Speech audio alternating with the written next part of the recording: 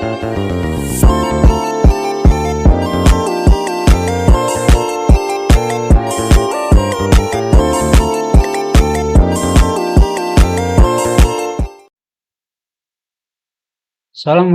warahmatullahi wabarakatuh. Selamat pagi, siang, sore, dan malam untuk teman-teman semua. Perkenalkan, nama saya Muhammad Fikri Firmansyah dari D4 Manajemen Keuangan Negara, Angkatan 23.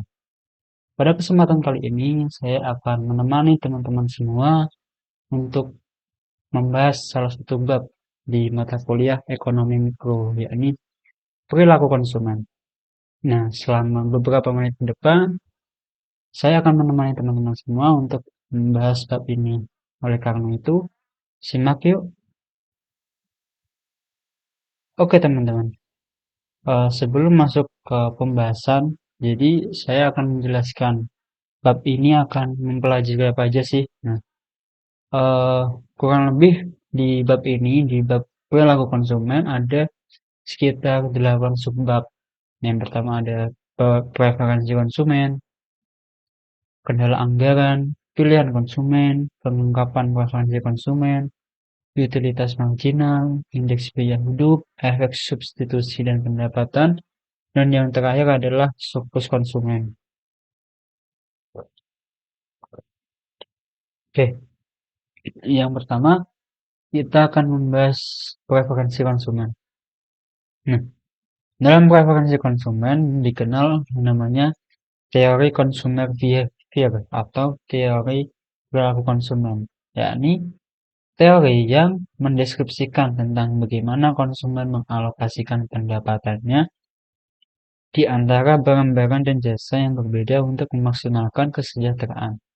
Jadi intinya teori ini tuh mengatakan kalau dengan pendapatan yang terbatas, gimana sih konsumen itu mengalokasikannya untuk konsumsi barang-barang apa saja supaya bisa meningkatkan kesejahteraannya gitu teman-teman.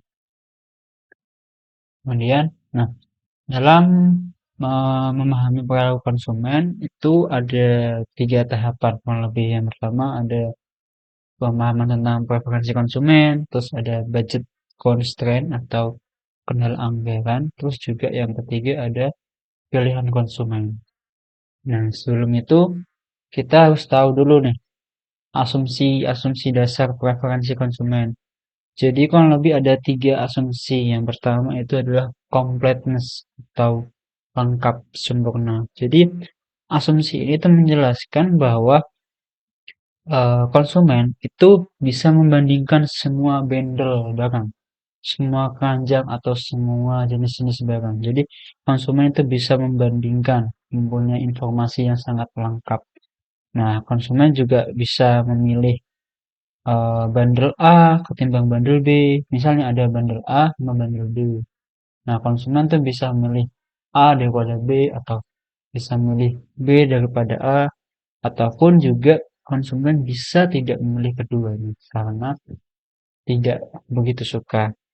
Terus juga di setiap keranjangnya atau di setiap bundle itu memiliki kepuasan yang sama. Jadi mau bundle A, mau bundle B, mau bundle C itu kepuasannya sama. Tinggal konsumen lebih prefer kemana gitu. Terus yang kedua ada transitivitas. Nah, transitivitas atau transitivity ini mirip konsepnya kayak logika matematika saat kita UTBK dulu. Nah, contohnya itu misal ada 3 jenis keranjang, yakni A, B, sama C. Nah, kalau kita lebih pilih A dari B, misal kita lebih suka keranjang A dari B, kemudian kita lebih suka B ketimbang C. Nah, itu bisa ditarik kesimpulan bahwa kita itu lebih suka A daripada C atau kita lebih memilih keranjang A daripada C. Gitu teman-teman. Mirip seperti logika matematika di materi UTBK kemarin. Terus yang ketiga ada more is better than less. Jadi asumsinya barang-barang di sini tuh semua barang yang kita inginkan atau barang normal. Jadi semakin banyak barang itu ada, itu lebih bagus daripada semakin sedikit. Misalnya, dalam suatu kondisi berasnya semakin banyak.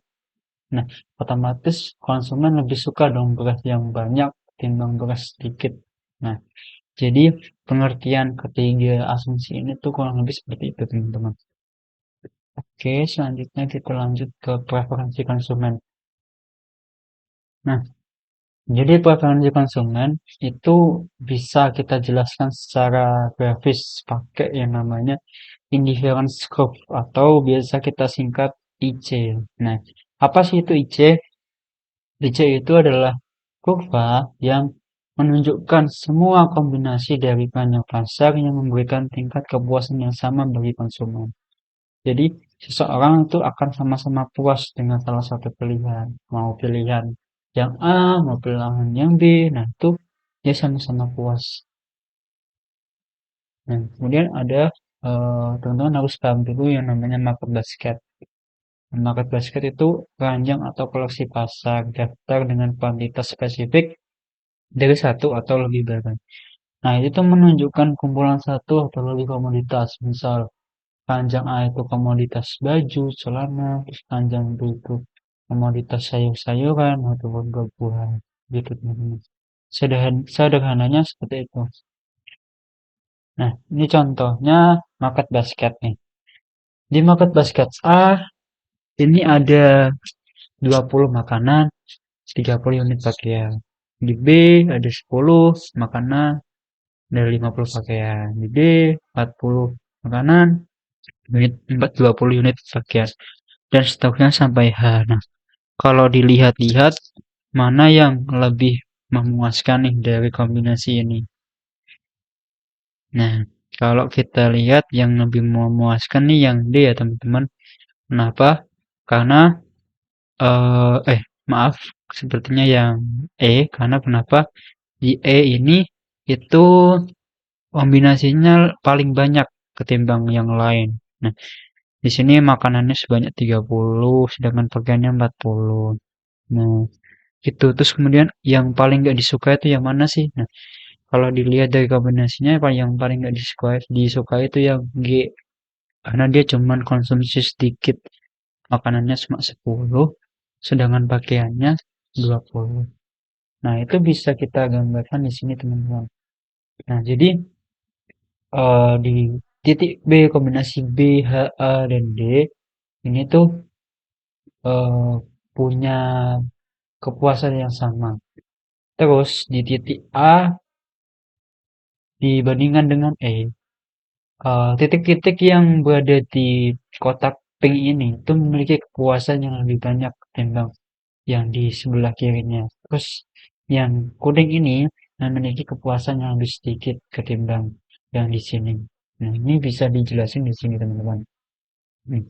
Jadi, kurva IC itu adalah yang menghubungkan antara titik-titik yang memiliki tingkat kepuasan yang sama. Nah, dalam hal ini, titik B, A, D memiliki kepuasan yang sama. A itu kombinasi 30 cloud dan 20 food. Terus kemudian yang B, kombinasi ini 10 food dan cloud. Nah, itu sama kepuasan kayak yang di A maupun yang di D. Nah, di sini juga bilang setiap keranjang yang terletak di timur laut di kanan atas itu memiliki lebih disukai dan mempunyai kepuasan yang lebih. Jadi titik-titik di sini tuh lebih disukai daripada yang di sini sini sini sini. Nah, sebaliknya titik-titik yang di bawah sini itu tidak lebih disukai daripada yang di sini karena kepuasannya lebih sedikit. Jadi eh, semakin semakin ke kanan kurva itu kepuasannya semakin tinggi gitu, teman-teman. Nah, kurva indifferent miring dari kiri atas ke kanan bawah. Jadi bentuknya tuh kayak gini. Dia melengkung, cembung terhadap titik origin, titik nol, itu bergerak dari kiri atas ke kanan bawah. Nah, kemudian kita mengenal yang namanya indifference map. Jadi, indifference map itu adalah grafik yang berisi sekumpulan kurva indifference yang menggambarkan preferensi konsumen. Ini teman-teman, kayak yang aku bilang tadi, semakin ke kanan kurva IC itu menggambarkan eh, tingkat kepuasannya semakin tinggi. Nah, di sini A itu lebih disukai daripada B karena kepuasannya lebih tinggi. Dan B juga lebih disukai dari D. Nah, setiap kurva indifference pada map menunjukkan market basket di mana konsumen adalah indifferent, jadi kepuasan sama. Jadi titik-titik di sini, di sini, di sini, di sini, di sini, itu kepuasannya sama semua teman-teman. Nah, ketika kurvanya bergeser ke kanan atas, nah itu memiliki kepuasan yang lebih tinggi ketimbang kurva yang di sebelah kiri bawahnya. Tuh. Jadi U1, jadi U3 itu lebih puas dari U2, U2 lebih puas dari U1. Kurang lebih kurang lebih seperti itu teman-teman. Nah, kemudian pertanyaannya, mungkin nggak sih kurva IC itu berpotongan? Bisa nggak sih? Nah, jika kurva indifference U1 dan U2 berpotongan, itu ada salah satu asumsi teori konsumen yang dilanggar. Jadi, penjelasannya kayak gini teman-teman. Tadi kan bilang, titik-titik di sepanjang kurva itu kan memiliki kepuasan yang sama. Nah, kita lihat, misalnya di titik sini, di yang grafik U1 ini. Kan di sini dia lebih puas daripada si biru kan. Nah, ketika kita gerak ke sini, kita bandingkan yang ke sini. Nah, di sini kok malah yang biru, yang titik B itu malah lebih puas dari D. Nah, ini kan nggak konsisten. Di sini yang kuning lebih puas, tapi kok di sini malah yang biru yang lebih puas. Puas. Nah, ini kan nggak konsisten nih. Nah, makanya dalam teorinya kurva IC itu nggak bisa berpotongan dan nggak mungkin berpotongan karena itu melanggar eh, ketentuan yang ada dari kurva IC sendiri. Jadi intinya kurva IC tidak bisa berpotongan karena itu menunjukkan ketidakkonsistenan gitu teman-teman. Nah, kemudian kita bahas yang namanya marginal rate of substitution atau biasa kita singkat sebagai MRS. Nah, apa sih itu MRS? Jadi MRS adalah jumlah maksimum suatu barang yang diserahkan konsumen untuk mendapatkan satu unit tambahan. Jadi intinya itu seberapa banyak sih jumlah barang yang kamu korbankan untuk menambah satu unit barang. Nah, di sini contohnya ada cloud sama food. Nah, misal dari titik A ke titik B nih. Nah, dia tuh untuk menambah satu food, dia harus rela mengorbankan pakaian sebanyak 6. Gitu, teman-teman. Itu yang dimaksud MRS. Jadi, seberapa banyak suatu barang yang kamu korbankan untuk menambah satu barang yang lain. Nah, di sini ini adalah ciri-ciri dari MRS. MRS itu menurun saat bergerak ke bawah. Kemudian, sepanjang kurva indifference terdapat tingkat substitusi marginal yang semakin berkurang atau diminishing marginal rate of substitution. Nah, di sini kan awalnya MRS-nya itu 0, terus makin ke sini 4, udah masukin 2 ke 1. Nah, ini teman-teman. Jadi 6 itu didapat dari penurunan 6, baju yang dikorbankan 6 untuk penambahan 1. Kemudian yang di sini ke sini itu ngorbanin 4 untuk nambah 1. Yang di sini ngorbanin 2 untuk nambah 1 gitu teman-teman. Jadi MRS-nya ini bisa kita tuliskan fungsinya atau rumusnya itu minus delta C dibagi delta F. Delta C, delta F ini bukan rumus ya teman-teman. Ini adalah simbol dari cloud sama food. Jadi intinya tuh berapa perubahan yang di sini dibagi perubahan yang di sini gitu rumusnya MRS-nya. Nah, kemudian kita kan selalu mengasumsikan bahwa semua komoditas itu adalah goods.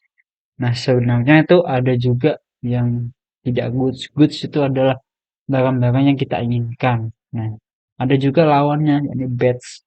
Bads itu komoditas atau barang-barang yang tidak kita inginkan. Contohnya adalah kayak polusi, sampah, terus semualah semua barang-barang yang sifatnya jelek dan kita nggak suka. Itu adalah bads. Nah, tadi kan udah dibahas tuh cova indifference. Nah, di sini ada yang namanya perfect substitute sama perfect complement. Nah, apa sih itu? Apa sih dua ini? Nah, dua ini tuh kurva IC-nya berbeda teman-teman dari yang darah normal biasa. Nah, substitusi sempurna itu dua barang di mana tingkat MRS-nya itu salah satu barang terhadap barang lain adalah konstan. Sedangkan perfect complement itu dua barang di mana MRS-nya adalah nol atau infinity. Nah, kita bisa jelasin di sini teman-teman. Nah, untuk yang perfect substitusi itu aku ambil contoh jus apel sama jus orange atau jus jeruk. Jadi ketika kita ingin menambah jus orange sebanyak satu, kita itu cuma perlu ngorbanin satu jus apel gitu. Teman-teman. Gitu. Jadi saya ulangi lagi, ketika kita ingin ngorbanin ketika ingin menambah satu jus orange, kita cuma perlu ngorbanin satu jus apel. Terus kemudian kalau kita pengen nambah jus orange banyak dua, nah kita ngorbanin jus apelnya juga dua. Jadi seimbang gitu teman-teman intinya. Itu yang eh, substitusi sempurna.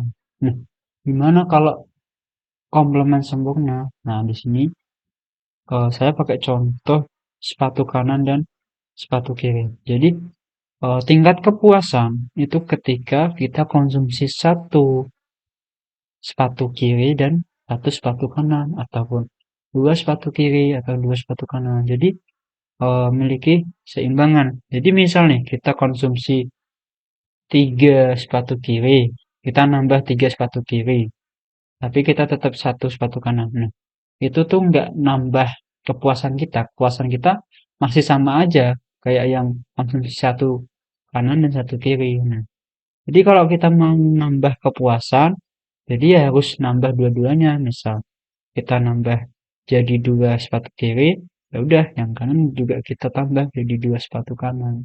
Nah, itu bisa menambah kepuasan kita.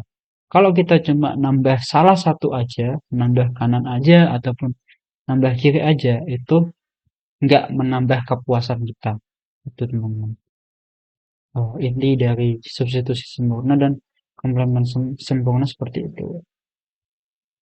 Nah, kemudian kita akan bahas di aplikasinya. Jadi di sini aku ambil contoh misal dalam mendesain suatu mobil baru, perusahaan otomobil harus menentukan nih seberapa banyak waktu dan uang yang diinvest untuk dia itu mendesain ulang atau meningkatkan performa dari mobil itu. Nah, dengan pakai analisis preferensi konsumen, itu bisa membantu menentukan di mana harus membelanjakan lebih banyak uangnya untuk mau meningkatkan performanya ataupun dia meningkatkan desainnya. Karena kenapa? Beberapa konsumen itu ada yang lebih memilih desainnya, ada yang memilih mementingkan desainnya, dan ada juga yang lebih memilih performanya. Jadi ini bisa digambarkan di grafik ini. Nah, di sini konsumen itu lebih suka sama performance. Jadi eh, konsumen akan mengorbankan styling atau mengorbankan desainnya untuk bisa menambah performance-nya supaya kinerjanya lebih bagus. Dia rela mengorbankan styling lebih banyak. Sebaliknya kalau yang di sini tuh konsumen lebih prefer ke stylingnya, lebih ke suka ke desainnya. Jadi untuk menambah desainnya, dia harus mengorbankan peningkatan performanya. Jadi performanya harus dikurangin supaya dia bisa meningkatkan stylenya atau desainnya gitu. Contoh aplikasi sederhananya seperti itu. Nah, kemudian kita bakal bahas utilitas. Utilitas itu apa? Utilitas itu bisa kita sebut semacam tingkat kepuasan. Nah, jadi dia tuh merepresentasikan kepuasan yang diperoleh konsumen dari keranjang pasar tertentu. Nah, total utility itu jumlah kepuasan total yang diperoleh dari mengkonsumsi suatu barang atau jasa. Semakin banyak yang kita konsumsi, semakin besar juga total utilitas yang kita terima. Nah, ini contohnya kayak es teh. Es teh 1 ketimbang es teh 2 kan lebih puas es teh 2 kan teman-teman. Gitu. Nah, di utilitas ini kita bisa tuliskan nih fungsi sederhananya. Misal, tadi kan kita pakai contoh food sama clothing. Nah, misal kita nih bikin fungsi. Jadi utilitasnya itu F ditambah 2C contohnya.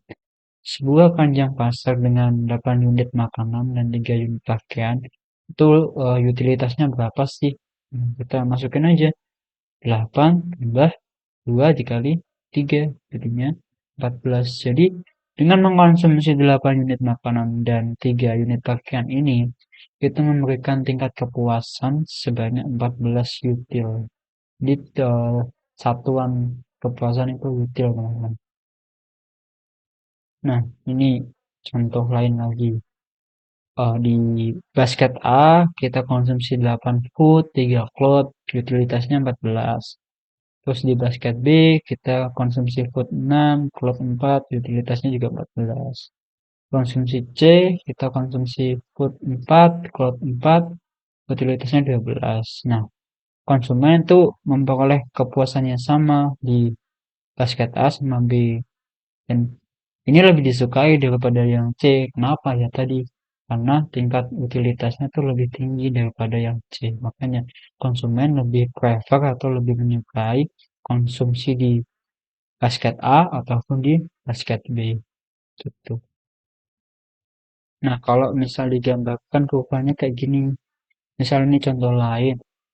Basket A, B, C itu masing-masing punya tingkat utilitas yang sama. Ini sebanyak 25. Jadi mau dia konsumsi di C, mau dikonsumsi di A, maupun konsumsi di B, itu masing-masing punya kepuasan yang sama berapa? Nah, ini 25. Jadi, masing-masing tuh memberikan kepuasan sebanyak 25. Nah, kalau misal mau menambah kepuasan, ya harus menaikkan lagi utilitasnya, digeser ke kanan lagi. Di sini U2-nya itu 50. Nah, semakin ke atas lagi, semakin ke kanan utilitasnya semakin tinggi. Di U3 ini tingkat utilitasnya sebanyak 100 teman-teman. Gitu. Nah, dan kita masuk ke subbab yang kedua, yakni kendala anggaran atau budget constraint. Nah, apa sih itu kendala anggaran? Jadi, kendala anggaran itu membatasi kemampuan individu untuk mengkonsumsi, mengingat harga yang mereka bayar untuk berbagai barang dan jasa. Jadi, kendala anggaran itu kendala yang dihadapi konsumen akibat pendapatan yang terbatas. Nah, kendala anggaran ini nanti bisa dijelasin pakai kurva yang namanya budget line. Jadi budget line itu semua kombinasi barang yang dapat dibeli dengan jumlah total pendapatan yang diterima. Jadi intinya dari budget line itu dengan pendapatan kita yang terbatas itu kita bisa konsumsi dengan kombinasi apa aja sih gitu. Nah, ini bakal dijelasin seperti ini. Ini contohnya teman-teman. Jadi PF ini tuh adalah harga food, PC itu harga cloud. Jadi persamaannya tuh income sama dengan PF dikali F tambah PC dikali C. Jadi contohnya nih di basket A, ketika kita konsumsi 0 food, clothes-nya 40, nah itu menghabiskan $80. Sama nih yang di B, kita konsumsi foodnya 20, cloud-nya 30, kita juga ngabisin 80. Dan seterusnya sampai yang G. Nah, kemudian terbentuk terbentuklah kurva budgetan ini yang A, B, D, E, G. Jadi konsumsi A, konsumsi di B, di D, di E, di G itu semua masing-masing menghabiskan pendapatan yang sama, yakni sebanyak 80. Jadi dengan pendapatan 80 itu kita bisa belanja dengan berbagai kombinasi dari A sampai G. Nah, gimana slopnya? Slopnya itu delta C dibagi delta F. Nah, di sini kita ngitungnya pakai contoh dari B ke D, jadi eh, dia menurunkan 10 cloud untuk menambah 20 vote gitu teman-teman. Jadi budget constraint dan budget line adalah seperti itu. Kemudian selanjutnya, nah budget line ini nanti bakal dijelaskan dua efek. Yang pertama adalah efek perubahan pendapatan dan nanti yang kedua adalah efek perubahan harga. Nah, yang pertama kita bahas dulu nih efek perubahan pendapatan. Jadi ketika perubahan pendapatan dengan harga tetap tidak berubah, itu menyebabkan garis anggaran bergeser. Nah, jadi kalau misal ada kenaikan pendapatan, awalnya kan budget line-nya di sini nih, di L1. Nah, ketika pendapatan kita naik, maka budget line-nya akan geser ke kanan, sejajar di L2 kalau di sini. Sebaliknya, gimana kalau pendapatannya turun? Nah, kalau pendapatannya turun, budget line-nya akan geser ke kiri di L3 gini teman. Jadi kalau ada perubahan pendapatan, dia itu shift baik ke kanan maupun ke kiri, tergantung dia pendapatannya meningkat atau pendapatannya turun. Itu teman-teman. Kalau yang kedua, ini adalah perubahan harga. Jadi, perubahan harga salah satu barang tanpa perubahan pendapatan menyebabkan garis anggaran berayun. Berayun di sini maksudnya adalah rotasi. Misal nih, kan awalnya budget line-nya di L1 di sini. Nah, misalkan kondisinya harga suatu food, suatu makanan itu turun. Nah, ketika harga suatu makanan turun, otomatis kita bisa lebih banyak konsumsi dong. Nah, akhirnya budgetannya dia rotasi ke kanan, ke kanan luar, ke luar dari L1 ke L2. Ini adalah ketika harga makanan turun. Sebaliknya, gimana kalau harga makanan naik? Nah, kalau harga makanan naik kan dengan pendapatan yang tetap, otomatis kita menurunkan konsumsi kita dong. Jadinya budget line-nya bakal rotasi ke dalam. Di sini di L3 yang awalnya L1 jadi L3. Nah, ini juga bisa berlaku di cloud. Misal cloud-nya harganya turun, nah dia nanti bakal rotasi ke atas, menambah jumlah yang dikonsumsi. Sebaliknya, kalau harga cloud naik, dia bakal rotasi ke bawah. Gitu teman-teman. Oke, untuk video kali ini sementara sampai di sini dulu, akan dilanjutkan di video selanjutnya di part 2. Sekian, terima kasih. Sampai jumpa di video selanjutnya.